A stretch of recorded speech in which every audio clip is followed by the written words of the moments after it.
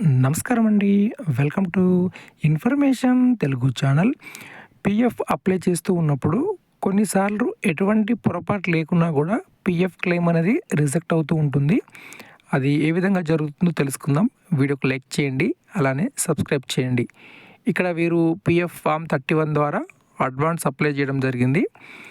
So వీరి యొక్క account check చేసినప్పుడు ఇక్కడ ఎటువంటి ఎర్రర్స్ కానీ ఎటువంటి సమస్య అనేది ఈ అకౌంట్లో లేదు. అయినా కూడా పీఎఫ్ క్లెయిమ్ అనేది రిజెక్ట్ అయింది. సో ఎందుకు రిజెక్ట్ అయింది అనేది ఇక్కడ మనము ఈపీఎఫ్ పాస్బుక్ వెబ్సైట్ ఓపెన్ చేసి చూడాలి. సో పీఎఫ్ వెబ్సైట్ ఈ విధంగా మనకు ఓపెన్ అవుతుంది.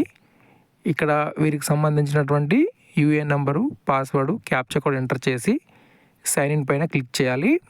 తర్వాత ఈ విధంగా పీఎఫ్ అకౌంట్లోకి లాగిన్ అవుతాం. లాగిన్ అయిన తర్వాత పీఎఫ్ మెంబర్కి సంబంధించినటువంటి టోటల్ పీఎఫ్ బ్యాలెన్స్ ఎంత ఉంది, ఎంప్లాయీ షేర్ ఎంత ఉంది, ఎంప్లాయీ షేర్ ఎంత ఉంది అనేటువంటి పూర్తి వివరాలు ఇక్కడ మనకు కనిపిస్తాయి.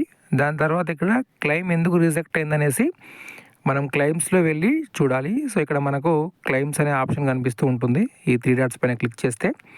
సో ఇప్పుడు నేను ఇక్కడ క్లెయిమ్స్ పైన క్లిక్ చేస్తాను. ఓకే ఫ్రెండ్స్, ఇక్కడ మనము చూడవచ్చు క్లెయిమ్ ఎందుకు రిజెక్ట్ అయిందనేసి.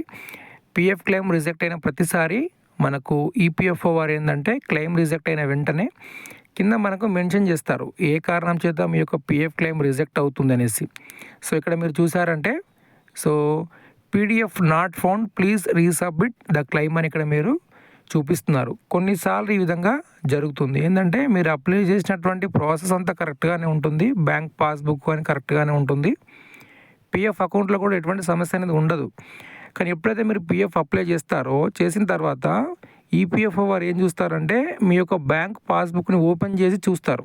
ఓకేనా, బ్యాంక్ పాస్బుక్లో మీ నేము, ఐఎఫ్సి కోడు ఈపీఎఫ్ఓలో ఉన్నటువంటి రికార్డ్స్తో మ్యాచ్ అవుతున్నాయా లేదా చూస్తారు. సో ఇక్కడ ఓపెన్ చేస్తున్నప్పుడు ఏమవుతుందంటే అసలు కొందరికి పీడిఎఫ్ ఫైల్ అంటే మీరు అప్లోడ్ చేసినటువంటి బ్యాంక్ పాస్బుక్ కానీ బ్యాంక్ చెక్ కానీ ఓపెన్ అవ్వదు. కొన్నిసార్లు అది ఈపీఎఫ్ఓ సర్వర్ వల్ల ఈ విధంగా జరుగుతుంది. ఓపెన్ అవ్వకపోవడం చూస్తే సో ఈపీఎఫ్ వారు ఏం మెన్షన్ చేస్తారు, పీడిఎఫ్ ఫైల్ ఓపెన్ కావట్లేదు కాబట్టి మీరు మళ్ళీ రీసబ్మిట్ చేయండి అని చెప్తారు.